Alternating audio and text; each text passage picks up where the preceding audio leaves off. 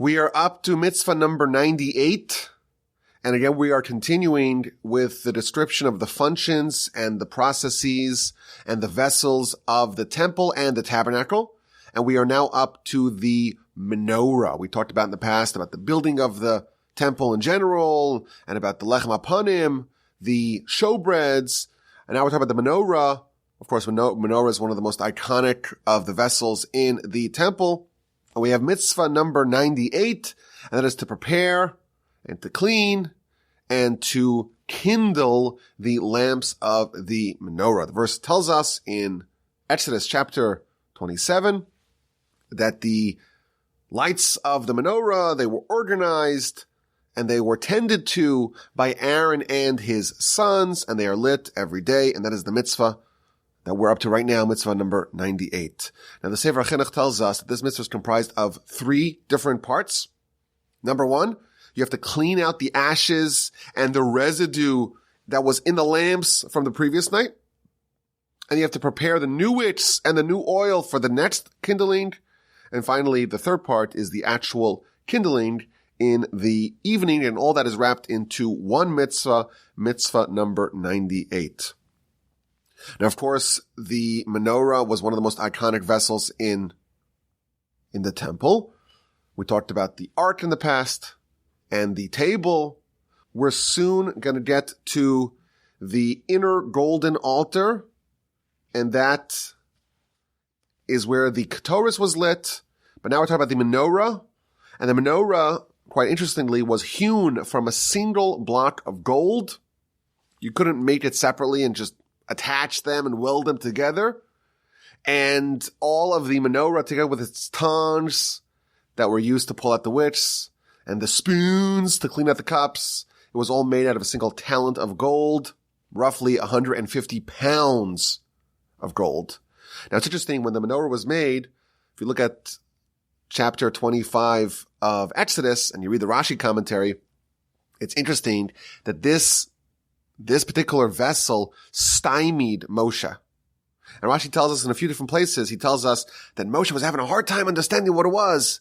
And God was describing it and Moshe didn't understand it. And God had to superimpose a picture of the menorah with all its elaborate and intricate etchings and cups and flowers and knobs and all that. They might have to impose that in the image of fire upon the mountain. And even after God showed it to Moshe, Moshe still wasn't able to understand it. And all he did was he took the block of gold and threw it into a fire, and the menorah was made on its own, almost by God. So there's something really mysterious about the menorah that eluded even Moshe. So what did it look like? What's the menorah made like? So as we mentioned, it's made out of a single block of gold. It's going to be pure gold, hammered out of a single block. On the base, there were 3 legs. Out of the base comes the middle shaft. And that went straight up top. And then out of the middle branch came 6 other branches, 3 on each side for a total of 7 branches. So 3 to the right and 3 to the left. And it was embellished with decorative cups and knobs and flowers. And the Rambam does a whole tally for us. If you read the verses, it's a little bit confusing, but the Rambam does a whole tally for us. There were 22 different cups etched into the branches of the menorah, and there were 11 knobs etched into the menorah, and 9 flowers. And the cups, we are told, were engraved like almonds. And it was all very intricately and finely detailed embellishments, all hammered out of a single block of gold. On the top of these 7 branches were, of course, the 7 lamps. In the 7 lamps, you held the olive oil and the wick, and that was all faced towards the middle. So the 3 on the right were facing towards the left, and the 3 on the left were facing towards the right. And then the middle lamp, which is called the western lamp, as we shall see, was facing out towards the Holy of Holies. And mitzvah number 98 is the whole mitzvah containing the actual process of tending to the menorah and lighting the lamps. And this was all done by the Kohen. So to clean it out and remove the ashes and remove the wick. And that was all placed by the ashes near the altar. So of course, every night the sacrifices were burnt, and in the morning the Kohen came and removed the ashes, and that was placed in a special place at the base of the altar. Where those ashes were placed, the ashes and the residue of the menorah was placed as well. Any excess oil from the previous night was cleansed, was wiped clean.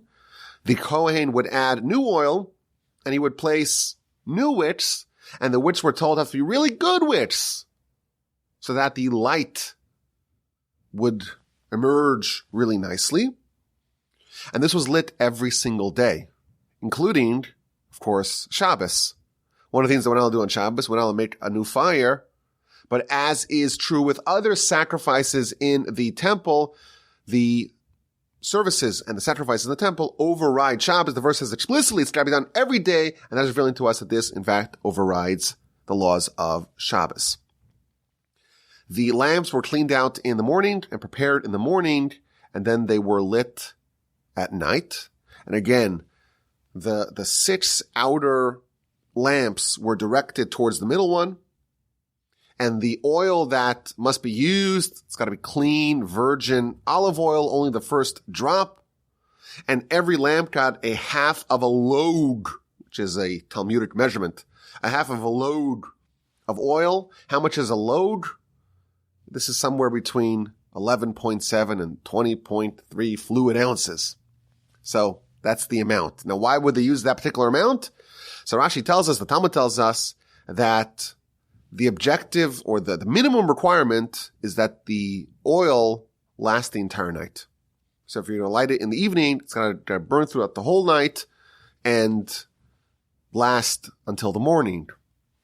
But we know, of course, the year, the seasons, there are different lengths of the night. In the winter, the day is shorter and the night is longer. In the summer, it's reversed. The day is longer and the night is shorter. So the Talmud tells us, this is featured in Rashi as well, that the estimate of how much oil is needed for the longest night of the year was a half of a log. And therefore that was the standard unit of oil that was placed in every night, regardless of whether or not it was the winter or the summer. It's okay if it goes longer than needed, as long as, on the longest night of the year, there is sufficient oil to last the whole night. That is what was placed every single night. And you know what? There's no big deal if it extends past the minimum time where it has to light until. Now, it's important to note that there is at least one opinion that says that the menorah was lit twice a day, once in the morning and once at night. And in that case, it was prepared also twice a day, once in the morning and once at night. Now, the Western lamp, as it's called, according to the Sefer Chinuch, the book that we are using to navigate through the mitzvos, the Western lamp was the middle one. Now, why was it called Western? The menorah was positioned north-south in the sanctuary, and therefore all the lamps are equidistant. They're on a north-south. Is that a longitudinal? I think longitudinal direction, and therefore they're all equally west and east because they're on the axis. The axis they're on is north-south. But the way he explains it is that the middle one, it had a longer wick, which was positioned, which was directed towards the Holy of Holies, directed westward, and therefore it was considered the Western candle. Now, unlike the rest of the candles, that they are lit at night and they light until the morning, and in the morning they are extinguished, but they run out of oil, you clean it out and prepare for the following night. The Western candle, the Western lamp, must be lit at all times, and therefore if it ever gets extinguished, it must be relit. And unlike the rest of the lamps of the menorah, which are lit from each other, which means you take the wick and you just draw it out and you light it from one of the neighboring candles, the Western lamp That's the most important one for some reason, or on one dimension, and therefore it can only be relit from the fire upon the altar. So you have to take it and bring it to the fire on the altar. That is the fire that must source the light for the Western lamp in the event that it is extinguished. Now the Talmud tells us that certainly during the first temple era, there were times where the Western lamp would not be extinguished for an entire year. Why? It was considered to be somewhat miraculous that nothing could ever knock the light off the Western lamp. And that was symbolic of the fact that the Almighty was very pleased with the Jewish nation. Now, the way they are lit on a typical night is they are lit in a staggered fashion.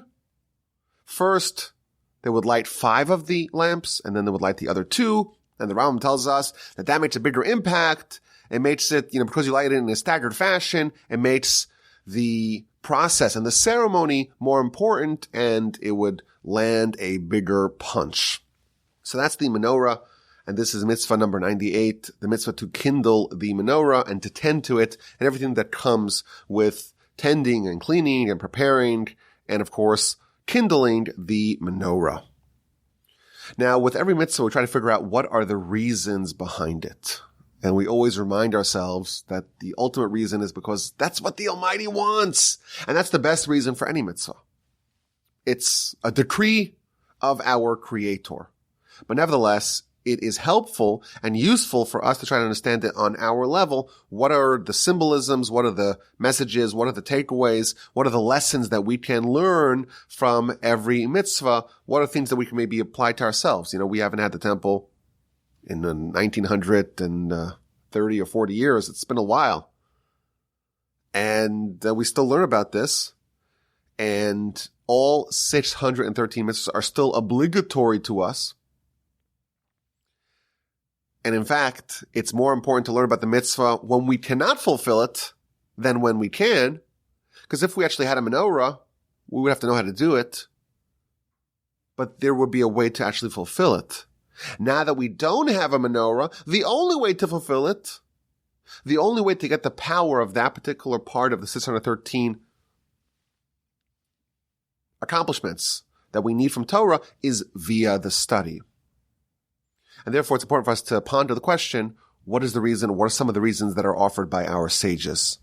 So the Sefer Chinuch, as he often does, he makes it very relevant and very practical and very simple. And he in fact says that. He says there's lots of very complicated reasons that they talk about, lots of symbolism and Kabbalistic ideas in the menorah, but I'm going to give you something really simple. So he says that when there is a candelabra lit in the house of God, that adds stature and honor and distinction and glory and splendor to the house of God. And that's the way of important places. They're always illuminated at night. You go to the White House at night, there are lights directed on the house, so it's always lit. Why? It's very expensive to light it, but it adds a certain distinction to it because it's lit even at night. Similarly, of course, on a very different level, the house of God is always going to be illuminated. And the reason, says the Sefer Chinuch, is to instill awe and humility in the hearts of men. And when we say men, of course, we mean humanity. And he explains that when you do something and you experience something, and even if you're just simulating something, that will affect your heart. This is one of the major principles of the Sefer Chinuch, that what you do determines who you are. And sometimes you got to fake it until you make it. If you just simulate being a good person and refining your character, that will achieve the desired result of, in fact, turning you into that character. I always like to tell people, it's a funny joke, but I think there's some truth to it. You don't really need to be a good person. You don't. You just have to fake it for like 100 years. That's it. You don't have to actually change. Just fake it for about 100 years or so. And that's it. You're good. I tell young grooms, you don't actually have to be a good husband. You just need to pretend for 70, 80, 90 years. That's it. Just simulate it. Make believe. It's not real, of course. Your bad character is still very much present, but nevertheless, you could just pretend. You pretend for 70 years, then you are good. But of course, the truth is, when you do pretend, when you do simulate behavior, it does actually change who you are. We don't know the causality of how mitzvahs actually change us. But what we do know is that the people that are very serious and fastidious about Torah and mitzvahs, they are in fact the most refined people that we can meet. And how does it work? We don't know. We didn't understand, the pharmacology, so to speak, of how the prescriptions of Torah and mitzvahs affect us and change us. We don't understand that. That's God's job to figure that out. God, so to speak, is the chemist, is the pharmacist who knows exactly what we need to refine ourselves. But what we do know, the proof is in the pudding, as they say, that when people do follow the Torah and take it very seriously, they end up being very refined and noble and elevated people. Now, beyond this idea, we have many, many other ideas that are told to us by the sages and the commentators about the menorah.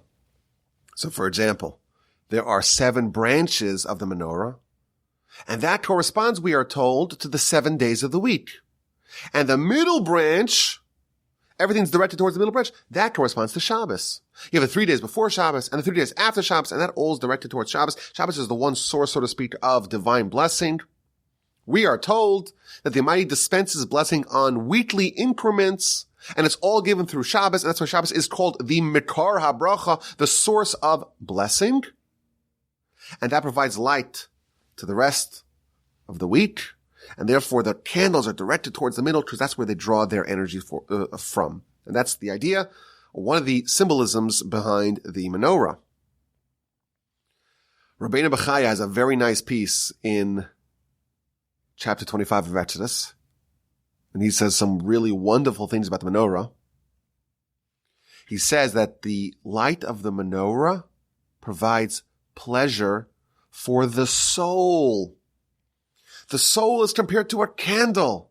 The verse tells us in scripture, Ner Hashem Nishmas Adam. The candle of God is the soul of man. This is Proverbs chapter 20. There's some sort of similarity between a candle, between fire, between light, and the soul. Of course, that's why we light a yahrzeit candle for the soul of the departed.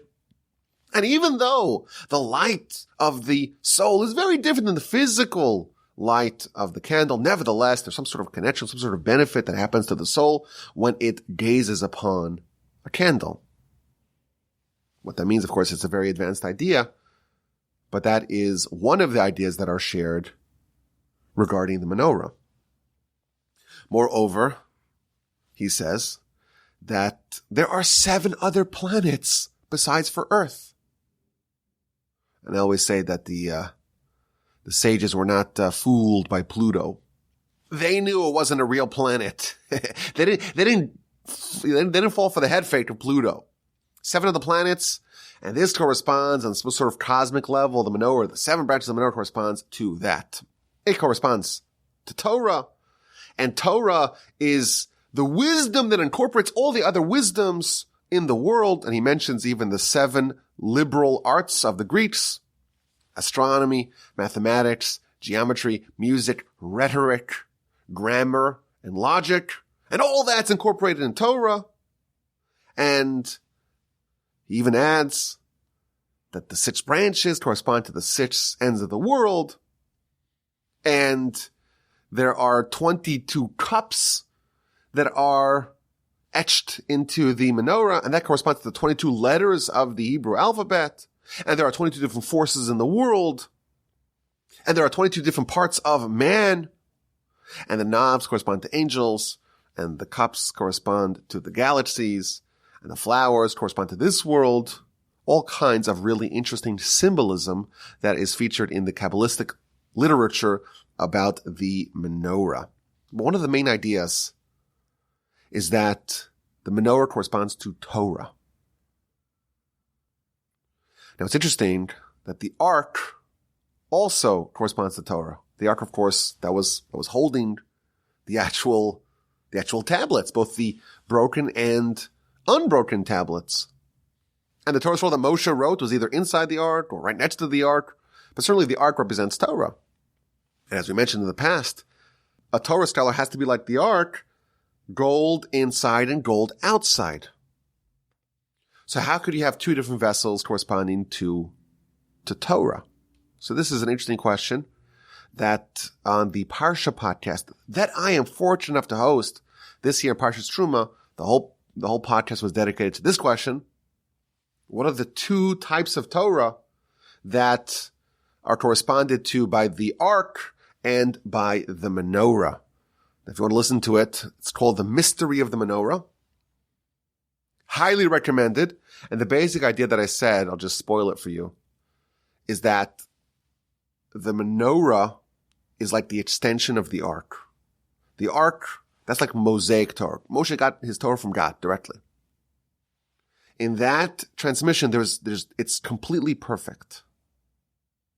The menorah is when Moshe gives the Torah to us and we have to perpetuate it, and there is risk of human fallibility causing a problem in the transmission.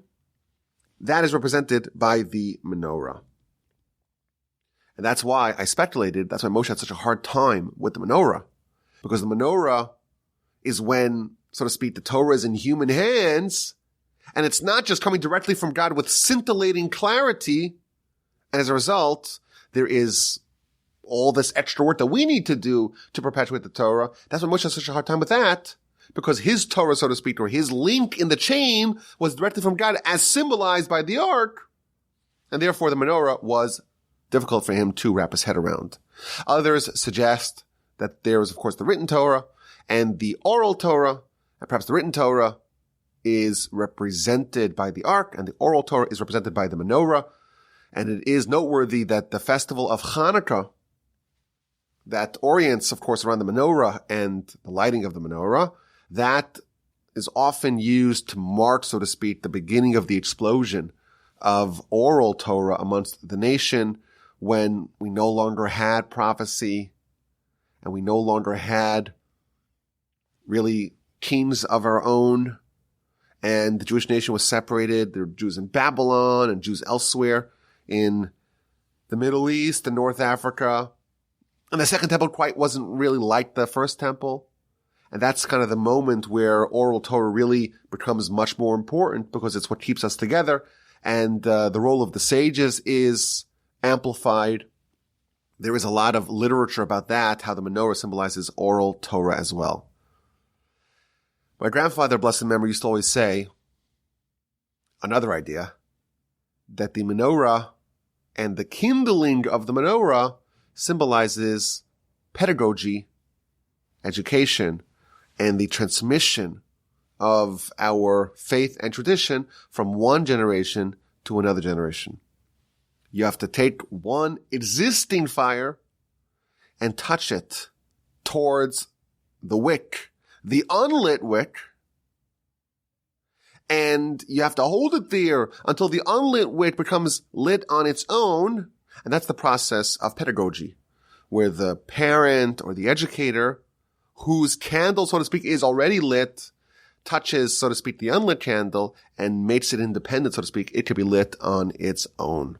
So there's a lot of the symbolism and the ideas behind the menorah that relate to pedagogy and the transmission, so to speak, of the light of one generation to the successive generation. Where is the menorah now? Of course, today we don't have a temple. We're close. We're within striking distance. You know, the country with the largest Jewish population is, of course, Israel, for the first time in thousands of years. So we're getting close to coming home. We don't have a temple. We don't really have control over Temple Mount. There's a lot of politics and controversy about control over Temple Mount today. But we don't have a temple, and we don't have these vessels. And there are a lot of people who are concerned, or at least curious, about the identity and the location and the whole process of the reestablishment of the temple and the Sanhedrin, and really Jewish sovereignty, Torah sovereignty over the land. Now, unlike the Ark, we did have the menorah in the Second Temple, and it disappeared. And there was all kinds of speculation and theories as to where it is today. And the most notable artifact of this discussion is, of course, the Arch of Titus in Rome. Titus was the Roman general who oversaw the siege of Jerusalem. His father was Vespasian, who was summoned back to Rome after the siege had already begun. He was summoned back to become the emperor, and he handed off the siege to his son Titus, and he was one who ultimately destroyed the temple and sacked Jerusalem and plundered Jerusalem, of course, with many, many thousands, if not hundreds of thousands of Jewish dead, and brought all the booty back to Rome, and that is depicted in the triumphal Arch of Titus in Rome. And in that arch, there is a picture of them carrying the menorah, what appears to be the menorah, back to Rome. That has lent all kinds of speculation and theory to the idea that the menorah is actually somewhere in Rome, maybe in the coffers of the Vatican. Who knows? Some have suggested that maybe this was a decoy. The priests knew that the Romans were about to enter and the conquest was imminent, and they had a few extra menorahs as decoys, and the real one they actually hid. That's one theory. And that theory is based upon the idea that if you look at the base of the menorah as featured in the Arch of Titus, it seems like there are images etched upon the base. And we know images are a big no-no in the temple, but really in our religion. Why would there be images upon the menorah? That perhaps is reason to suggest or to speculate that the menorah that they took was in fact a decoy. Where is it today? Who knows? Maybe it's in Rome. Rome was sacked in the 5th or 4th century. So who knows where it is today? Where it is of course a great mystery, but we hope to one day be able to participate in this mitzvah. Of course, as a non-Kohen, I'm not eligible, but to witness this, to be privy to this, to mitzvah number 98, the mitzvah of the preparing and the tending to and the kindling of the menorah in the temple, may we all be so fortunate to witness that glorious day. As always, my email address is rabbiwolbe@gmail.com.